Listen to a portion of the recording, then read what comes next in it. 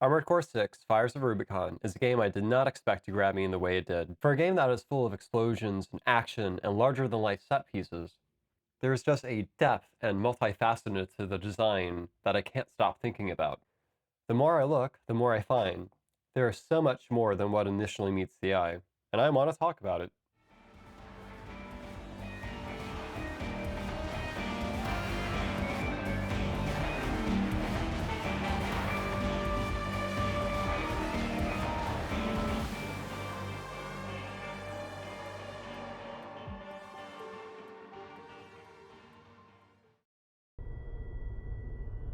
We're close to Rubicon. Wake the dog up. Handler Walter verified. Activating cerebral coral control device.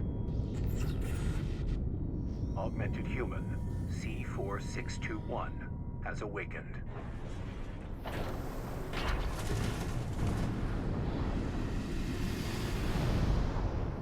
Time to get to work, 621.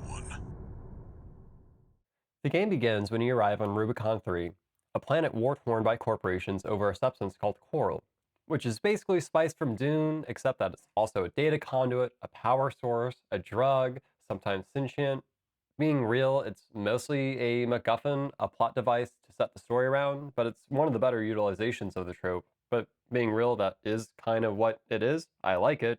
But, you know, you play as Augmented Human 621, a mercenary working off the dead to buy back your freedom under the eye of Handler Walter. Your first mission on Rubicon is to find a mercenary license so you could operate on the planet.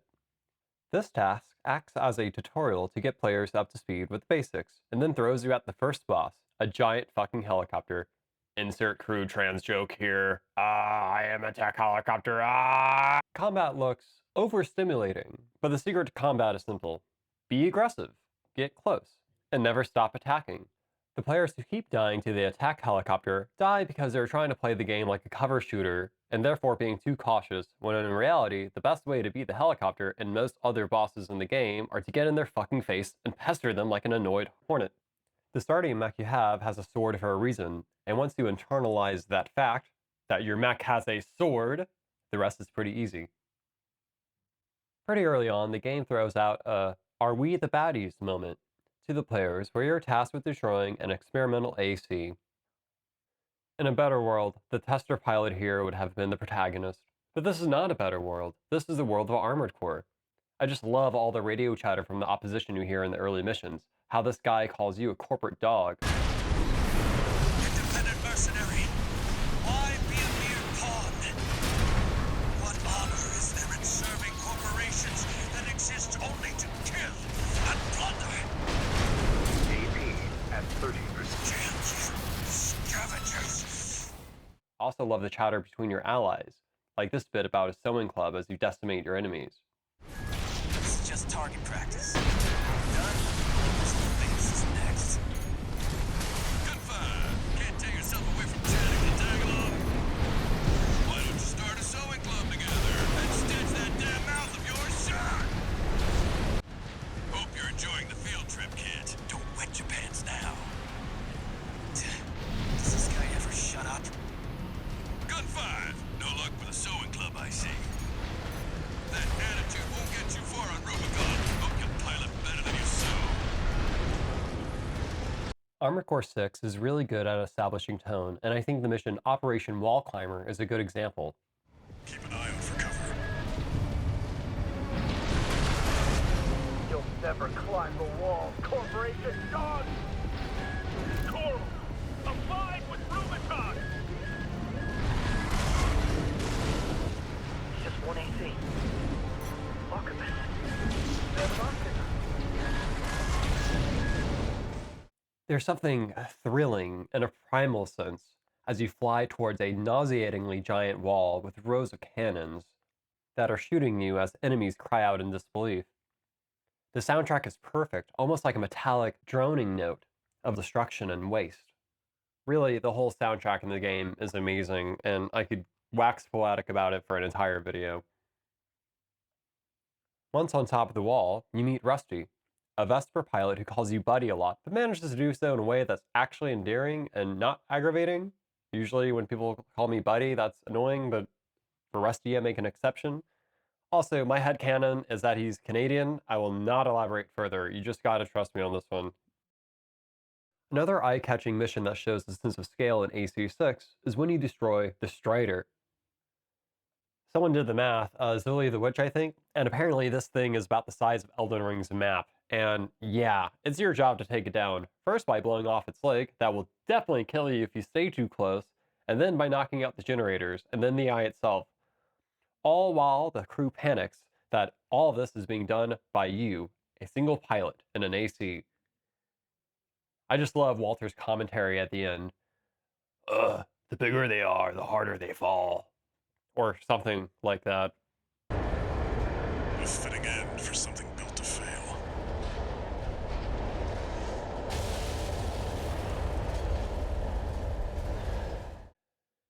Act 1 closes off the fight between the mercenary Sula and an autonomous craft called Baltius. Sula's dialogue gives some context for who Walter is, and from Sula's perspective, Walter is a person who treats his hounds as disposable, but he goes down easily enough. Watch point. You're an incorrigible handler, Walter. How many of your dogs must I kill before you learn? Is that Sula? Pitiful dog. I feel sorry for you. I really do. You may have survived a little longer. If only you had a different master. C123. Sula. Walter. Stay away from the watch point. 621, get out of there.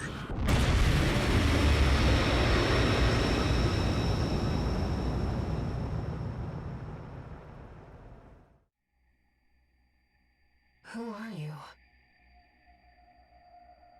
An older type of augmented human, 4th generation.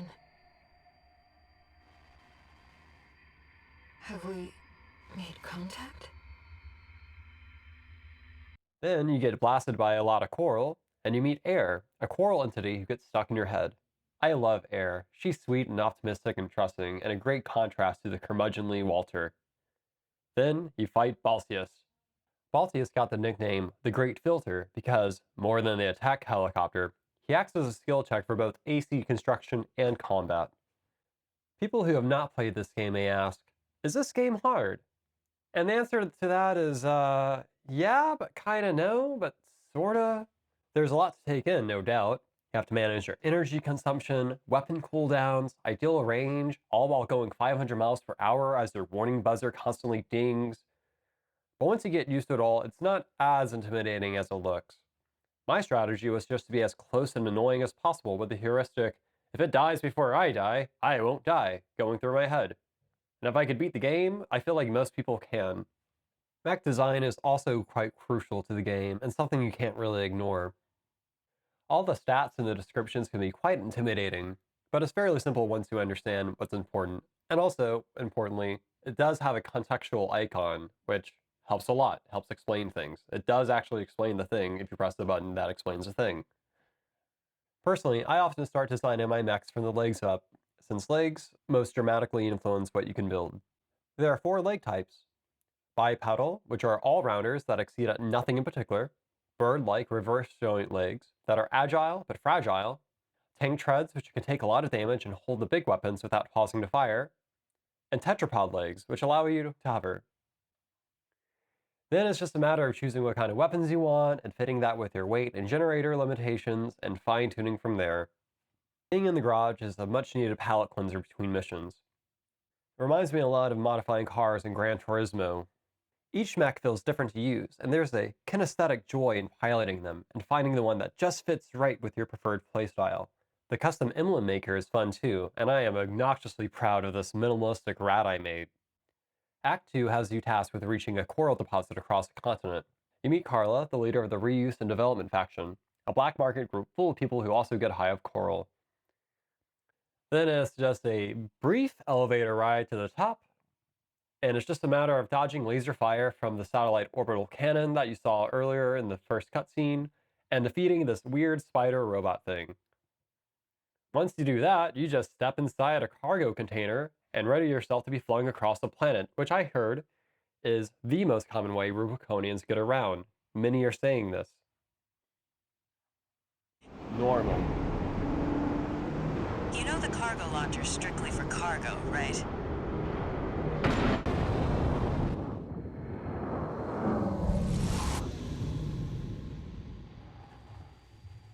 Raven?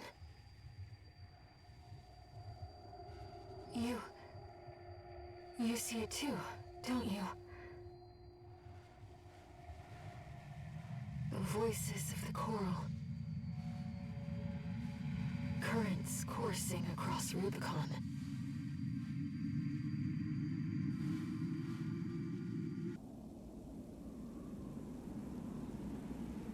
The coral. It's here, in this desolate place.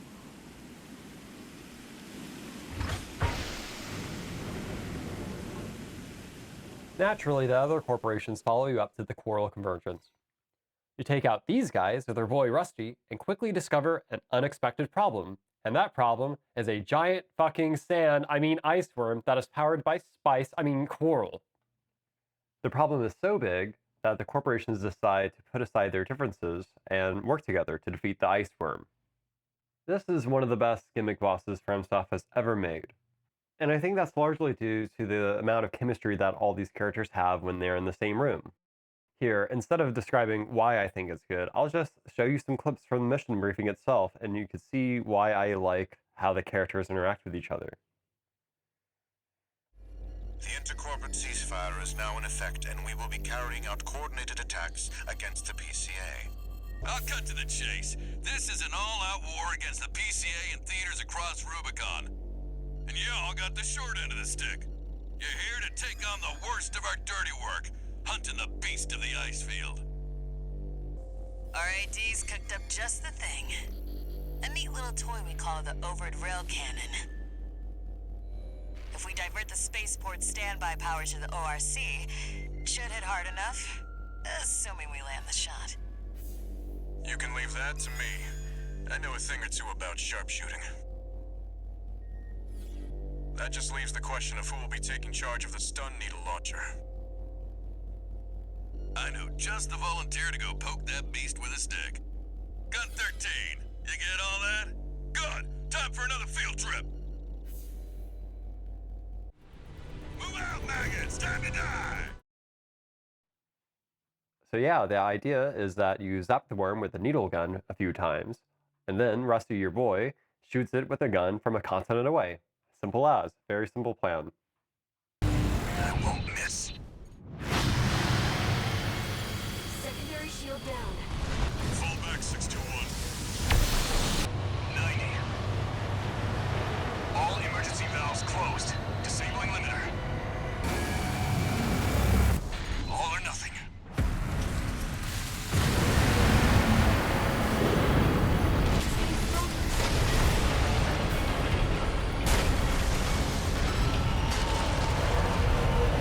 Is it over? Get clear, it's gonna blow!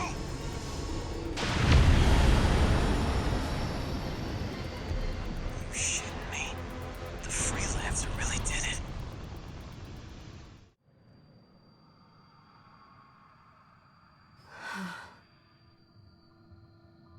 Coral voices.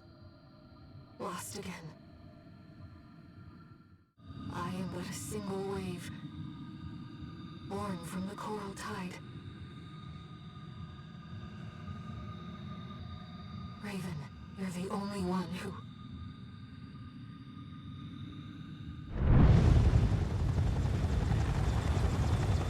Go get your rest, 621. Things are going to get busy. You did good. With the ice worm out of the way, you go down, down, down, down to the coral source. Along the way, fighting Iguazu, who hates your guts for some reason. I really still don't know what his issue is. And near the end, you fight Rusty. Apparently, the corporations have deemed us too dangerous together and have put us against each other. He makes it clear that he's not just some Vesper soldier. He's fighting for a secret cause. Perhaps he is some sort of, I don't know, some secret agent working for the anti-corporation faction? Just a guess, just a gut feeling. Rubicon still needs me. So, buddy, who needs you? I'm coming, buddy.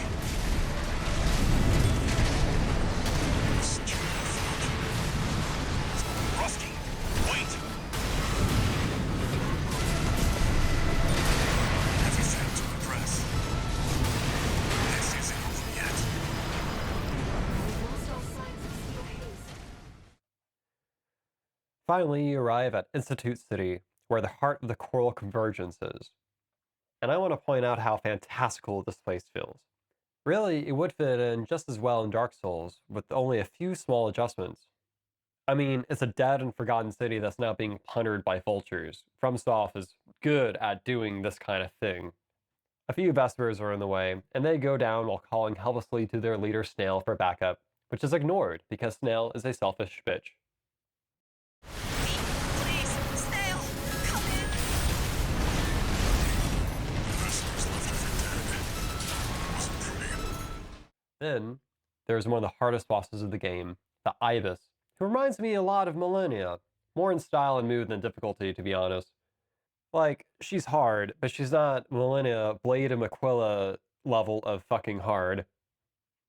She moves fast and is constantly throwing out attacks, and like Millennia, has two phases. Yep, like Minnie, the first time I finally beat her the first phase, I was relieved, since I barely had any health, and then I skated around this lake for a moment while realizing, fuck, she's gonna get up, huh? She's totally gonna get up, and yeah, she does get up, and had to do the fight over again. Personally, the best build I had with her was to use a double pistol melee build, since she's especially prone to stagger, and I wish I was good enough for the pile bunker, but the pile driver, no, the lance, here, yeah, the lance. Ooh, I do like this weapon, and it is very satisfying to land the killing blow on her like this. Enemy generator compromised. It's gonna blow. Get out of there, 621. When you take her out, Snail shoots you with a tranquilizer dart, because he's a little bitch, and you're put in prison. Raven? I found a message addressed to you. The coral must be burned, 621. Even if that means reigniting the fire that scorched the stars. 621. Feed the fire. Let the last cinders burn. Walter planned for this contingency and left you a rust bucket of a mech to escape with while Carla saves your ass along the way. I like this mission because, one, it erases a common misconception that 621 is just a brain in a vat, and two, there's something satisfying about kicking ass in a shitty AC and terrifying your captors. We also get insight to Walter's true intentions. He's not just a money-centric manager of mercenaries who send out mercenaries like they're disposable people, but rather he's a sort of radical. He belongs to the Overseers, which basically want to prevent another fire of Ibis. The fires of Ibis happened 50 years before the game sets, when basically the idea is when a lot of coral converges, or when there's a lot of coral in the same spot, if it ignites, things go boom pretty badly. Coral expands in a vacuum, so Walter and the Overseers are worried that if the coral expands and then ignites, more than just a planet or solar system will be consumed with it. So the whole mercenary thing was just a front, a means to an end, which I think really does describe greatly Walter's character. In the next mission, Carla lays this all out in detail. Let me tell you a story, tourist. After the fires of Ibis burnt the planet up, a secret organization formed, hiding in the ashes. Overseer, the Association of Observers. They monitored the coral's growth, ready to burn it before the collapse came. That was their mission. Our mission. Me, Walter, and our fallen friends. RAD was always a front. A side hustle. It's time for me to get back to my real work.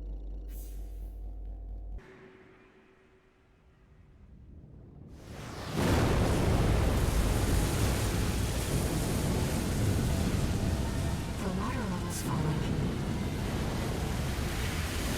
No, the whole city's rising.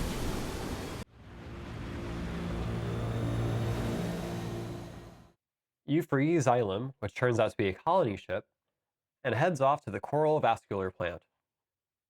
At this point, you can either choose to fulfill Walter's wishes by destroying Coral for good, or by siding with Air and the Rubiconians. But first, I want to talk about the final missions with Michigan, Snail, Rusty, and Carla. Armored Core is so great about making you start caring deeply for characters, and then making you kill them. Well, with the exception of Snail and Iguazu, who I hate. At some point, Arquebus decides that Michigan and the Red Guns need to go, and if you don't do it, Rusty will. Fighting them all is a slog in the best possible way. I love these characters. I love Michigan. So much of their dialogue is gold, and it makes me so sad, and whatever. Here's some clips instead of me describing it. The only clown around here is you, Kennebec. You're talking about the wall climber, the word killer, the only gun 13 has managed to live this long. Until the Liger-tailed poisoning odds are not in your favor. You better keep the emergency eject prime. First I first took down Gun 5 and Watson. Watu? Oh yeah, the deserter who pissed his pants and ran. Oh, but hey, I forgot we still kept you around. Iguazu's worth 100 of you, which means, Albany, the work is worth 20 of him. You're doing nothing productive. Why don't you do the math for us? The answer's 2,000 Albany, sir! Shut your stinkle and start shooting! Sir, yes, sir! Listen up, maggots. This field trip is now a hunting expedition. You can go home now, or follow me if you got a death wish. Ready to die, sir!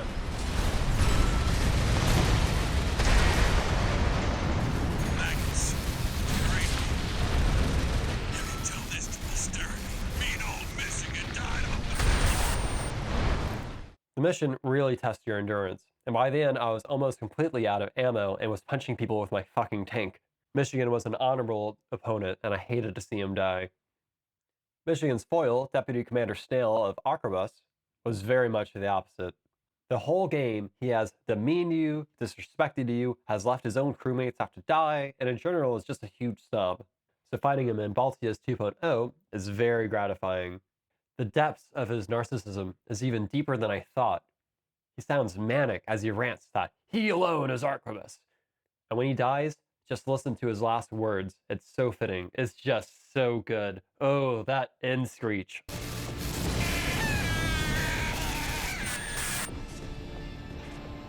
Confirmed.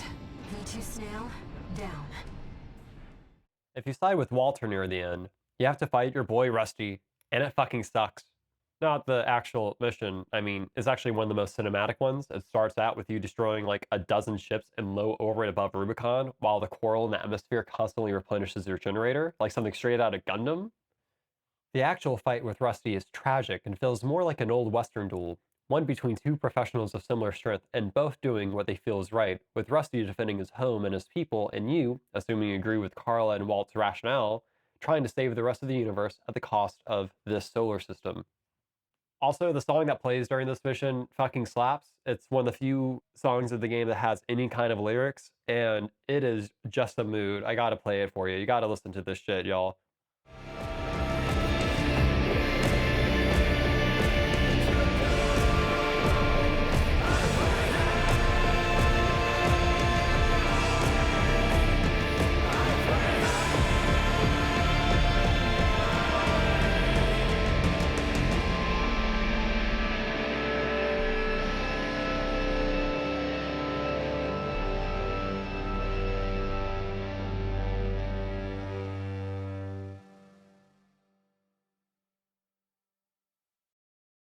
The fight that made me the most sad, however, is the one between Carla and Chatty Stick, which occurs if you side with Air. Even though, for most people, choosing to side with Air makes the most sense, the betrayal in Carla's voice stings hard, and the fight itself is hard too, as they work in tandem, drowning you in missiles and bazooka shells as you work to undo everything they worked for on Rubicon. It's good to make a choice. Sit on the fence. You make no enemies. Release the music. Chatty. It's all you. Chief, she's dead, tourist. You have made a big mistake. Guess I can do everything. Guess you run, tourist. Get your laughs in while you can, indeed. Now it's time for me to talk about the endings and why I can't stop thinking about them. For the first two endings, you must either side with Walter or Air, a difficult decision that comes down to mostly whether or not you believe humans can coexist with Coral. From Walter and Carla's perspective, it can't, because Coral is volatile, and humans are dumb and greedy, and a much worse tragedy will occur if nothing is done. They understand that their actions will be seen as monstrous, but they're willing to sacrifice their lives and reputations for what they perceive as a greater good. Air, obviously being made up of Coral, disagrees. She wants to save her people, and she wants to find a way for humanity and Coral to coexist. And it's for that reason I think most people morally side with Air. However, not to be a fucking centrist, I think that the writers are intending to make these endings neither fully good or bad, that each perspective is limited and imperfect, and both have their good intentions within their heart. From Walter's perspective, it's just a Trellicar problem. Do you save 10 people by letting one die? That kind of situation. And for Air, it's about self-preservation and trying to find another way. Although, let's be real, as monstrous as siding with Walter can be, this is a cyberpunk dystopia. And it's a bit naive to think that the corporations will just leave Rubicon alone if you side with Air. So it does kind of feel like she is kicking the can down the road for another conflict at best, or worst, an accidental fire of Ibis thing. Either way, neither character lies or is manipulative to you. They're just true believers in their conflicting philosophies, and I love them both so much. Fighting Walter and Air in their corresponding endings is emotional. In the Liberator of Rubicon timeline, where he sided with Air, Walter is captured and brainwashed by the Institute. His fight is the shortest of the three. Even though he is brainwashed and even though you betray him and his cause, he respects you. There is no second phase to his fight. At a certain point, he gives up and lets you win, and Rubicon is saved. It doesn't die easy. You have to burn every last cinder. Burn the coral.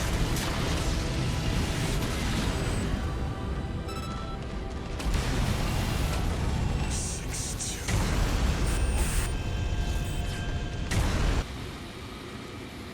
Look at you.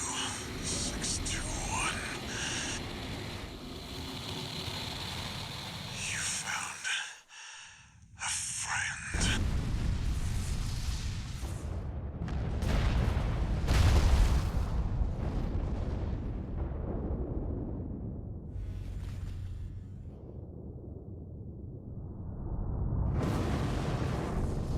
Walter! We have to go, Raven. I know Walter feared a collapse. But I promise you, there's another way. Raven. We'll find it together. Fighting Air in the Fires of Raven ending is more difficult on a gameplay level, but just as devastating emotionally. You're going to kill her and her people, arguably for a good cause, arguably, but that doesn't make the act any less violent and brutal. Siding with Air might just be putting off the inevitable, but it does buy time, and who knows what the future holds. There is a finality to this fight that feels weighty, and Air shows no mercy, as she should. And the ending cutscene is pretty bleak.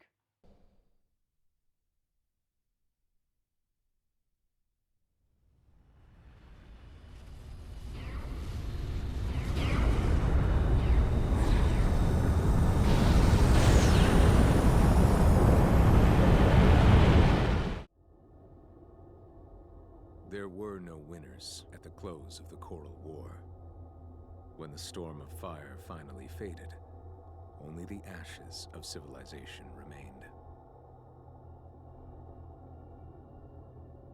Ruined and haunted, the corporations made a joint announcement with the Planetary Closure Administration. Rubicon was to be abandoned, left a dead planet forever. The third inning is a bit of beyond the scope of this video, as I have to watch a bunch of other video essays on it to fully understand it, and you may as well just watch those. You work with Allmind, an AI, to merge the consciousness of humans and Coral into one. Which, from my surface level understanding of it, freaks me out a bit. Like, no one really consents to it all, and it's just kind of like, bam, you and this alien thing are now one. I don't know. You and a bunch of other mechs wake up on a distant planet, and yeah, while the rest of the story is straight-laced and clear from FromSoft standards, the ending left me with the classic, what the fuck did I just watch expression that is often the case with their endings in other games. Not a bad thing, I'm probably just too smooth-brained to not catch all the nuance of it. I just gotta wait until Vowdy Video makes a video on explaining the endings, like he said he would 6 months ago.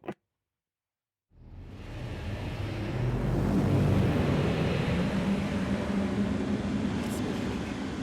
Coral Base. Isn't it beautiful?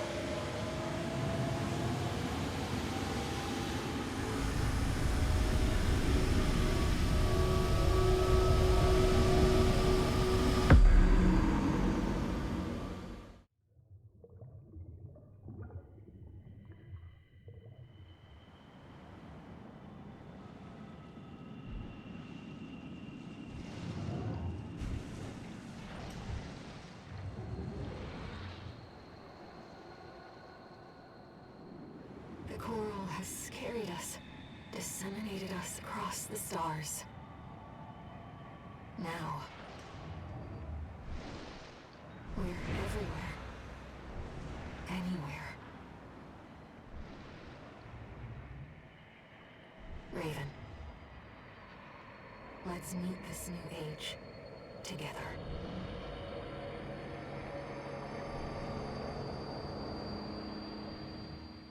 It wasn't until I beaten the game 3 times and S-ranked most of the missions that I feel like I was confident enough for multiplayer. And this is where I feel combat and mech customizations shine the brightest. The difference between fighting a video game boss and an actual human in an armored core is sort of amazing in a way. Namely because humans can think, they make mistakes, they're able to plan, they're able to learn. Knowledge of all the game's systems become really important, as does knowing the actual feel of your AC and having that muscle memory there, as well as knowing exactly what sort of strategies you're going to do with it. Personally, I can never get the hang of missiles or mid-range combat, so I always geared my ACs for close-range fights because, to me, they're just the most simple monkey brain kind of fighting one can do. No strategy in head, only bonk. There is so much expression in multiplayer, at least up to B rank where I stayed. I've heard from Reddit that A and S ranks can get very meta-oriented, but at least in my time, up to B rank, there's a lot of build variety. There's a lot you can learn from a person by their AC and the way they play, whether they're more aggressive or more strategic, whether they prefer agility or strength. There's a lot of players who put a lot of time and effort into their paint jobs and emblems. And sometimes, there's a guy with a basic emblem named Andrew, and Andrew will whoop your ass several times in a row. It's a fun experience, though more often than not requiring a bit too many brain cells for me to play. I'm more of a griller and a chiller. Don't normally like competitive multiplayer games. So I'll probably just stick to replaying the campaign again, and I'll just wait until there's DLC or Armored Core 7. That's kind of just where I'm at now. You know, when FromSoft announced that they were doing Armored Core 6, I was intrigued. Growing up, I loved the mecha genre. I watched a lot of Gundam and later Evangelion, and I have fond memories of playing mech games that came out, I don't know, I guess probably 20 years ago. It's an old genre. Like, do any of y'all remember that mech game that had this Papa Roach song on it? I'm not just making that up, right? Like, that's real, right? Okay, it was like in that time, like during the Prince of Persia 2, where everything was starting to get really edgy. Anyway, when FromSoft announced that they're doing Armored Core, I was excited. I expected stellar combat and really great set designs because that's what they delivered in the past. I did not expect how much depth and character there would be in all the writing.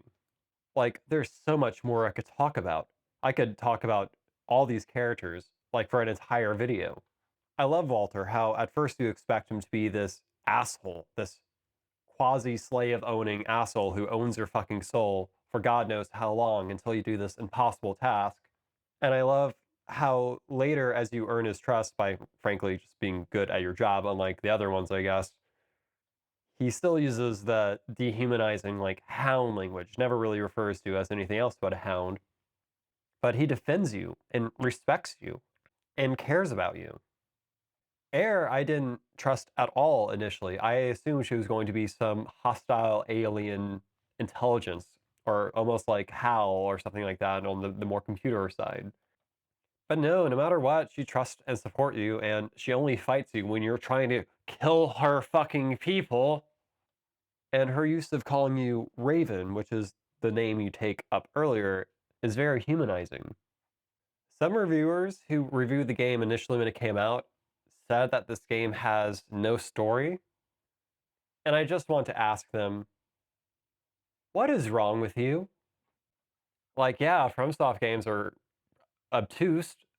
This, for the most part, is still pretty obtuse by mini game standards. But this is like the most direct storytelling that they've ever done. I mean, it's evident just by like the first cutscene. I don't know, man. I don't know what's up with some people. And the game does have some minor nitpicks. I do wish there were more parts. Like, they do have a lot of parts, and a lot of them do fill specific roles, but I just want more. And I guess overall, yeah, that would be the nitpick. I want more of this game. I left feeling satisfied, left wanting more. And isn't that the best praise you can get? When you have a meal that's not excessive, but is just right, and you're thinking like, oh, that was just the right amount of food, but I can't wait until I go here again. That's what this game is. It's giant robots fighting with the grace of ballet dancers. It's a game that's incredibly fast-paced, but also very strategic. There's just so much going on. This game is so lean. There is hardly any fat to it all, and the more I see, the more there is to find. Anyway, thank you all for watching. I'm the Rat Shepherd. Please like this video if you actually liked it. And if you want more, I don't know, maybe subscribe.